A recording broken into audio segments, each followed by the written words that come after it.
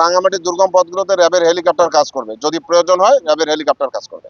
আগামীকাল ত্রয়োদশ জাতীয় সংসদ নির্বাচন এবং গণভোট অনুষ্ঠিত হবে।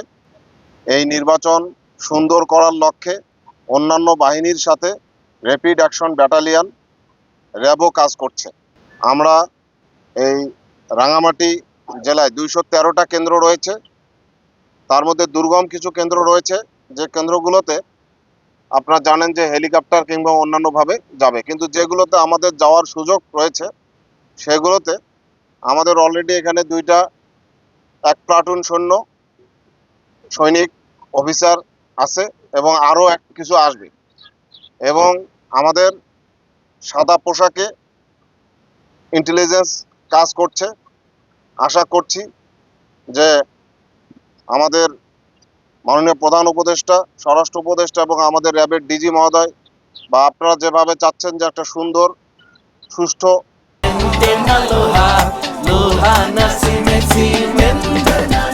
বিশ্বাসযোগ্য নির্বাচন অনুষ্ঠান করার ব্যাপারে আমরা অন্যান্য বাহিনী যেমন পুলিশ, র্যাব, আনসার, বিজিবি, সেনাবাহিনী সবাই মিলেমিশে আমরা সুন্দর একটা নির্বাচন উপহার দিতে পারবো বলে আমরা বিশ্বাস করি। র্যাব কাজ করছে। গতকালও আমরা আপনাদের পাশেই রানীরহাট অর্থাৎ রাঙ্গুনিয়া রানীরহাট থেকে আমরা দুধর্ষ আসামি ধরেছি। অন্যান্য জনপদের মতো এই পার্বত্য যে রাঙামাটি জেলা আছে, এই পার্বত্য রাঙামাটি জেলাও যেন শান্তির সুবাতাস বয়, সেজন্য র্যাপিড অ্যাকশন ব্যাটালিয়ন কাজ করবে। আগামীকাল আমাদের 41টা সেন্টার আমাদের এই ডাঙ্গার মধ্যে আছে, অর্থাৎ যেখানে আমাদের সরাসরি আমরা যেতে পারবো।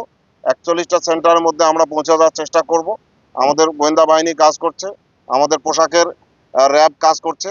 আশা করছি যে একটা সুন্দর ইলেকশন আগামীকাল অনুষ্ঠিত হবে, বাংলাদেশে একটা শান্তির সুবাতাস বইবে।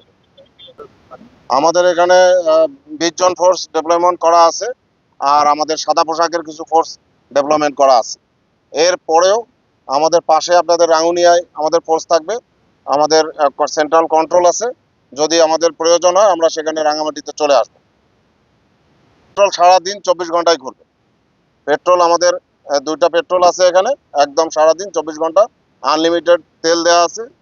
যেখানেই কোনো সমস্যা বোধ করবে, ভোটার যদি কোনো নিরাপত্তামূলক কোনো সমস্যায় থাকে, ভোট দিতে পারছে না, সেক্ষেত্রেও আমরা চেষ্টা করব সেন্টারের বাইরে আমাদের যেখানে যে নির্বাচনের আচরণবিধি সেটা মেনে আমরা আমাদের দায়িত্বটা পালন করব। আর রাঙামাটি দুর্গম পথগুলোতে র্যাবের হেলিকপ্টার কাজ করবে, যদি প্রয়োজন হয় র্যাবের হেলিকপ্টার কাজ করবে।